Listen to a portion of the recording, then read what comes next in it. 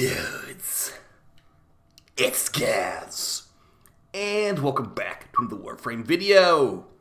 So we just got a new Prime Resurgence announcement, so we'll be doing a full review of those upcoming returning items. Some pretty decent stuff here, but yeah, nothing super meta-defining besides maybe one of the frames. So let's get right into it. But before we do, make sure you sub this channel. We do daily WARFRAME video uploads, build videos, discussion videos, news videos, all that kind of stuff in the right place for WARFRAME content. And yeah, I will not be live on stream tonight, but probably tomorrow, because I'm going to go see the new Venom movie finally. And yeah, I know it's apparently not the best, but that's okay. Alright, so let's start off with the newly announced Prime Resurgence and what you can expect in the next 2 weeks. Alright, so in 13 days, 22 hours as of this video, Garuda and Korra will be going away, and Oberon and Ivara will be getting dropped back into the game. Now, as far as the weapons for them, Ivara's got the Baza primary rifle and the Aksomati pistol. For Oberon, he's got the Sybaris prime rifle, which is now an incarnon, if you didn't check recently, and also the Silva and Aegis like sword and shield weapon. Respectable enough weapons, but yeah, the main weapon you should care about in this bundle is going to be the Sybaris prime, because that is an incarnon now. Additionally, I'm telling you guys, if you want to get these Sanguinox Prime Blood Wings from Garuda, get them before 13 days, 22 hours, because these are some really nice Blood Wings that you are not going to have access to after these go away, okay? Damn. But yeah, we're doing a review of what we have here as far as these items and weapons, and give overall opinions on this Prime Resurgence. Now, for Ivara, her accessories are going to be the Ayatan Anasa armor and the special side antenna that she has in this picture. That is going to be jellyfish themed. That's what Ivara is supposed to be, is a jellyfish themed frame.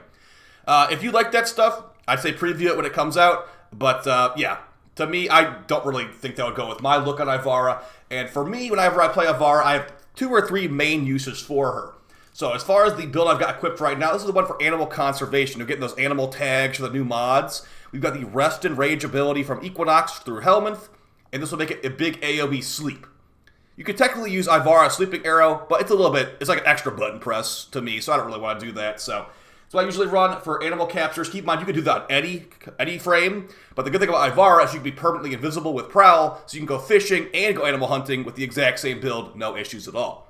But yeah, as far as this is not a build meant for high-level missions. This is a build meant for high-level missions. This is a level 10,000 one-shot build on Ivara. If you watch my AX52 video, with this build, you can kill maximum level enemies in 1 bullet with Ivara with the AX52. And the reason I keep saying AX52 is because the Baza Prime has very low stats. It's pretty similar to the AX52, but just worse, basically. But yeah, as far as the build here, Ivara's Quiver Arrow can do a bunch of different things, but with the Empowered Quiver Augment, if you jump her Dash Wire Arrow, you get a bunch of extra critical damage. This can really, really make you hit hard. And again, like I said, overkill damage on level 10,000s in literally 1 bullet on a full auto gun. Prime Continuity, Narrow-Minded, make these buffs last longer, which is pretty nice. You don't have to be constantly recasting. Blind Rage, Transient Fortitude, and Precision Intensified to get our buffs increased. So Ivara's third ability, Prowl, is invisibility, but it's also a headshot damage multiplier increase. So the more power strength you have, the more headshot damage you get, and the harder you're going to hit as well. Additionally, power strength does scale that critical damage from the Empowered Quiver Augment, but keep in mind, Empowered Quiver is massive overkill in like most situations, but it's still on here because... yeah, good stuff here for big damage, and that's like the main use I have for her. You could use her in spy missions too, but I hardly ever recommend using her in spy missions over like a friend like Wukong.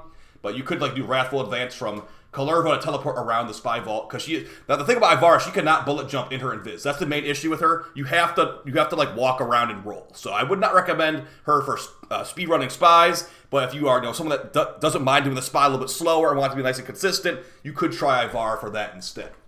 Now, as far as her guns, the Baza Prime and the Aksomati Prime, in 2024, I can't say I recommend them. And yeah, it does say there's electric built into here. That is because of my electric primary shards on Ivara. So keep that in mind. These stats are technically lower than what's showing right here at base. There's no electric damage to be found here. It's actually got 12 base damage, which is very similar to the AX52, as I stated earlier. Okay, the AX52 actually has... it's pretty similar. But yeah, basically, all that electric damage is not on the weapon normally. As far as the build... this thing is not very strong. It needs some help, so I've got viral hunter missions on here. Now, if I can find a spot for elementalists, that'd be great, because that would increase the damage of the hunter missions procs.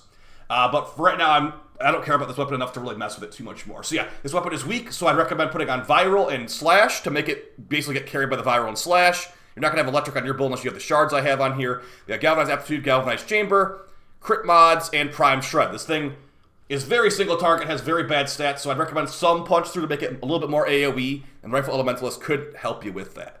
But as far as the rest of the stuff, maybe Deadhead for a little bit more headshot damage, but guys, I would not recommend investing into the Baza Prime heavily. It is a very outdated weapon that could definitely use an incarnon, in my opinion, in 2024. So, a weak weapon, but it is innately silent, so that's good. If you are playing Ivara and you're invis in her prowl, non-silenced weapons will make you lose invis, so this thing is innately silent. If you don't have weapons invis, you can just type in here, and you have the Hush mod, reducing the chance enemies will hear your gunfire to 100%.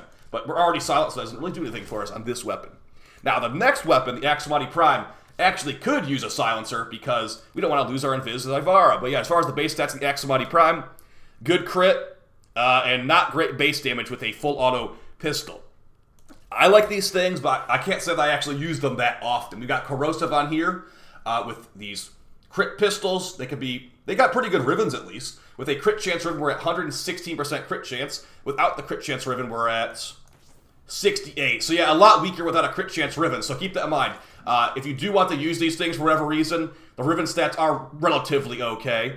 But as far as the stats on here, we got a Corrosive build to remove enemy armor and basically make them get shredded up. If you had a little bit more room, you could throw on a Heat mod for Corrosive and Heat.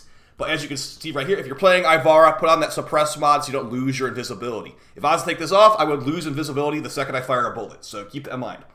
But yeah, again, this is not a weapon that is meta at all. Neither of these are incarnons, neither of these are meta. So the only part of this access I'd actually recommend in the long run is the frame itself, because she's very good for high levels, and she's very good for like animal hunting and fishing, and she could be good for spy missions too if you are okay with a slower run.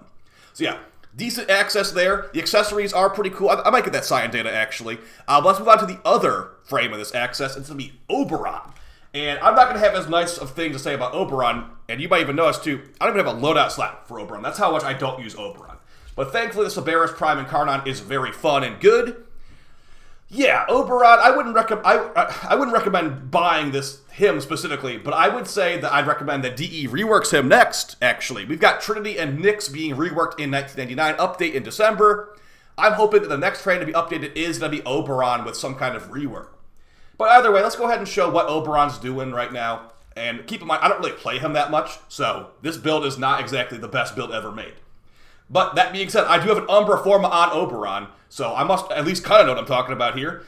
Okay, so for what Oberon does in 2024, you've got the Hollowed Ground ability, which is going to make rad procs on the ground, and you can also use the Renewal ability to give your teammates health and armor, and with the Phoenix Renewal Augment, if one of your teammates dies while being affected by your third ability, which heals and gives them armor, they will not actually die. They'll get a free extra revive once every 90 seconds. So that can be kind of nice. But the only annoying thing about Oberon, his fourth ability is just bad. It is a armor strip, but the enemies need to be on your second ability, Hollowed Ground, to even get the armor strip in the first place. This ability is really, really terrible. This is one of the things that could be reworked, hopefully. And I forgot to mention his passive. His passive gives your companions more HP, armor, and shields.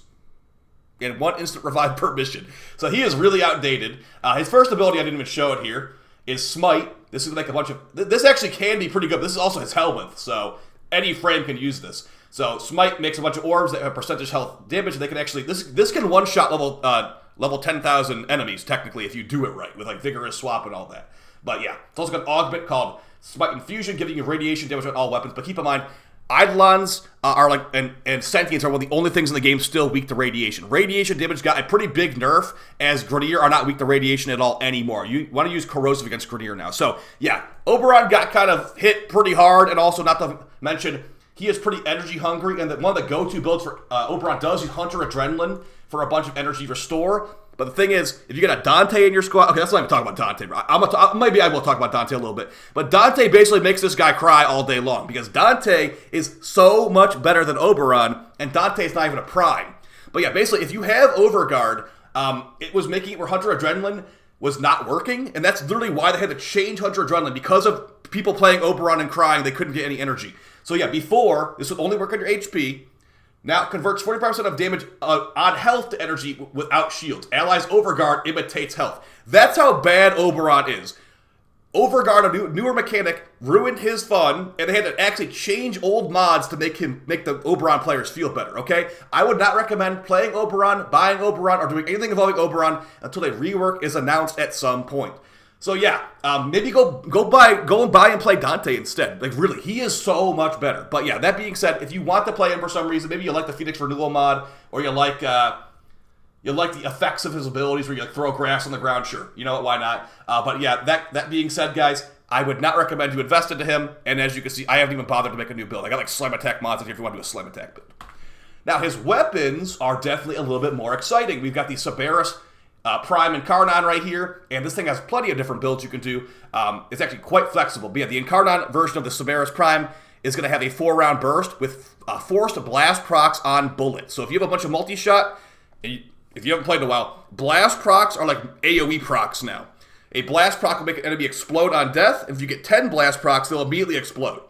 So with forced blast procs in a 4-round burst, if we have multi-shot, we can get 10 blast procs really easily, as long as the enemy doesn't instantly die, which they usually do instantly die. The other perks give us, this one right, Blazing Barrel gives you built-in multi-shot, 50% built-in multi-shot if you fire the gun. Weapon reduced recoil for better accuracy for headshots. And then also Survivor's Edge, giving increased status chance and crit chance. This thing is really good.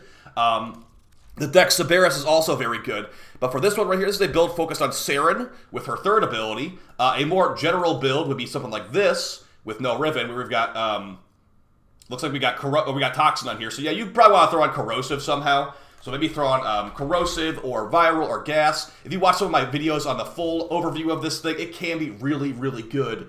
And it's, like I said, it's very flexible. So I'd recommend a combined element on this thing. So I've got Corrosive right now, but it's so easy to throw Gas on there instead.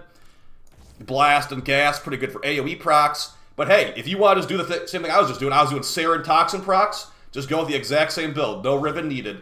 Use Saren's 3.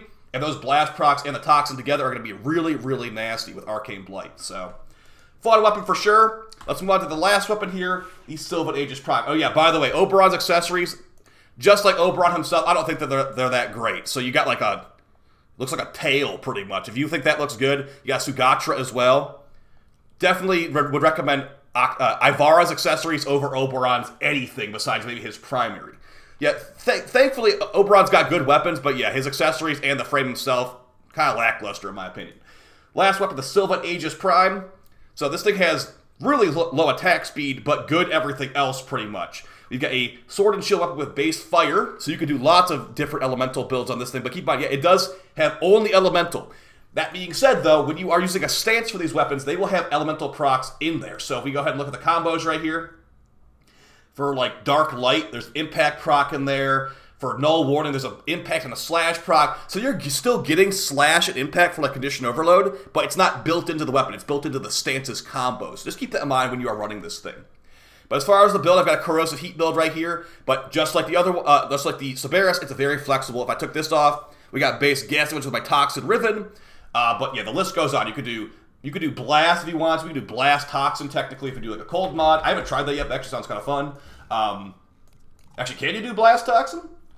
Maybe you can't do that. You probably need another mod on there to do it, because modding innate elemental weapons is weird. But yeah, Viral Heat would work too, although Nourish is probably pretty good. This thing does not have the most crit chance, so I was actually trying out Melee Duplicate on here. On base critical hit, so yellow crit, double hit basically on yellow crit.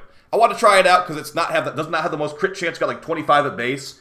It probably wasn't worth it. You could go Melee Exposure on here. So now you get Corrosive, Viral, and Heat with this exact same kind of setup right here. So that could be kind of fun. But either way, guys, overall, not the best Resurgence ever. I think that Oberon definitely should be in line next for rework. Like, actually, let me know if you got this far on the video. First off, thank you for watching the whole video. Who do you think should be reworked next after Nyx and Trin? Do you think it should be Oberon? Do you think it should be Valkyr? Do you think it should be somebody else? I think that Oberon probably should get it next. But I wouldn't mind if Valkyr got it next either. And I know some people are like, oh yeah, rework Loki. I think Loki's totally fine right now. Maybe not totally fine. He's pretty close to Ashe in terms of power level. The only thing that Ashe has over Loki is that Ashe has some damage buffs, whereas Loki is more of a speedster frame. So, either way, guys, I'll see you tomorrow with another video. I'm going to go watch that new Venom movie. hopefully it's good. We'll see about that. And yeah, if you want to get this stuff, enjoy it in about 13 days from right now. Take it easy, guys. Peace.